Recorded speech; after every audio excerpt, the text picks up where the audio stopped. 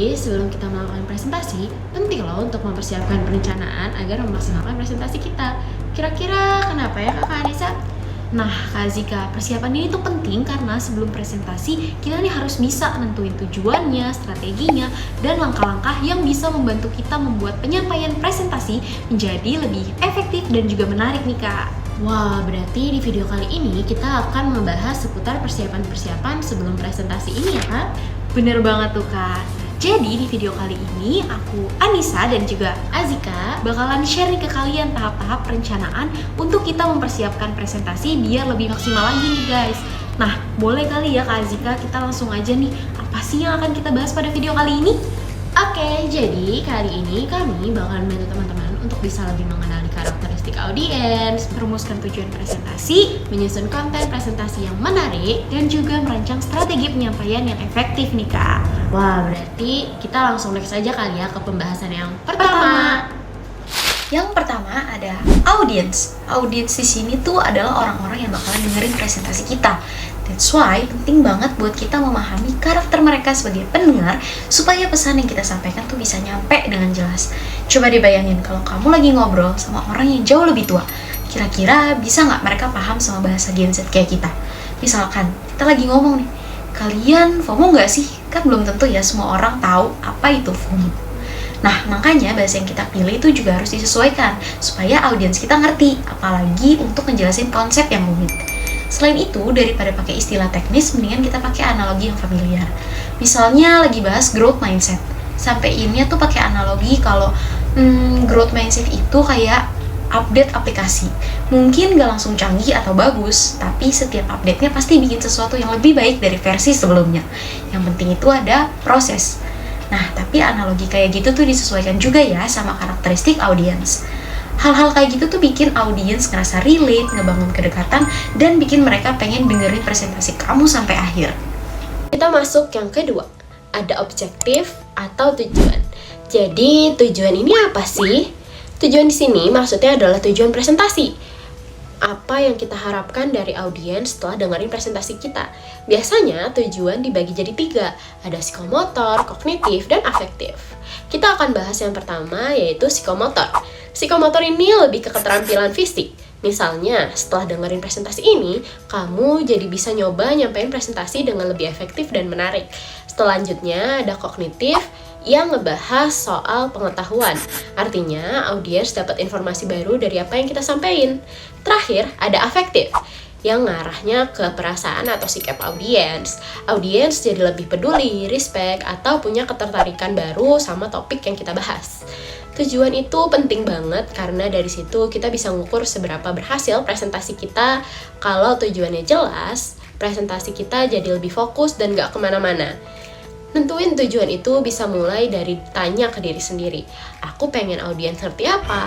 Aku mau audiens ngerasain apa? Jawaban dari situ bisa banget bantuin kamu untuk nentuin arah presentasi. Lanjutin pembahasan ke Azika nih, kita lanjut ke bagian yang ketiga, yaitu ada konten. Nah, setelah tahu siapa audiens kita dan tujuannya apa, sekarang kita masuk ke bagian inti, yaitu nyusun isi presentasi. Sebenarnya gampang-gampang susah sih, tapi intinya isi presentasi itu harus nyambung sama tujuannya dan juga harus cocok sama apa yang udah diketahui oleh audiens. Biasanya sih mulai dari yang umum dulu, baru habis itu masuk ke yang lebih detail. Tapi itu nggak wajib banget kok, fleksibel aja, tergantung siapa yang nyampein, siapa yang dengerin, dan materinya tentang apa. Yang penting, jelas dan gampang dipahami. Gak usah kebanyakan teori kalau nggak perlu. Daripada muter-muter, mending langsung ke intinya. Tapi tetap disampaikan dengan cara yang menarik. Cukup bagian yang penting-penting aja, tapi delivernya harus tetap on point dan relevan sama audiens ya. Biar mereka tuh nggak cuma ngerti, tapi ngeh kalau, oh ini yang penting buat gue.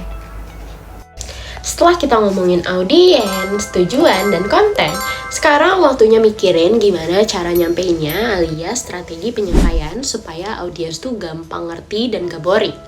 Penyampaian tuh penting banget, soalnya nggak semua orang bisa langsung paham cuma dari dengerin aja.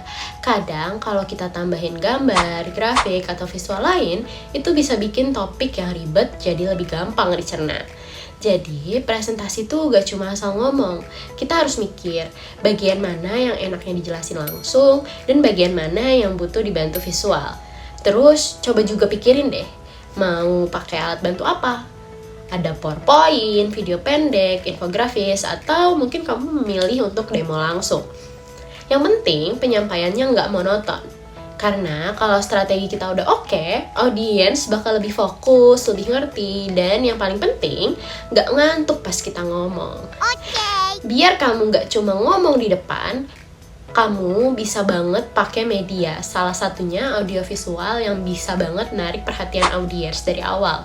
Bikin hal rumit jadi gampang, dan ngasih makna dari apa yang kita omongin. Serta ngelewatin batas ruang dan waktu, dan yang paling penting, bikin orang inget dari apa yang mereka lihat dan mereka dengar. Nah, udah nyinggung media-mediaan nih Kak, kira-kira media apa aja sih yang bisa kita pakai buat presentasi?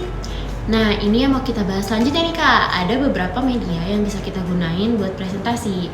Aku spill ya contoh-contohnya. Pertama ada flip chart, ada slide, overhead transparency, ada video tape, video presentation camera, computer based media, dan multimedia, serta handout.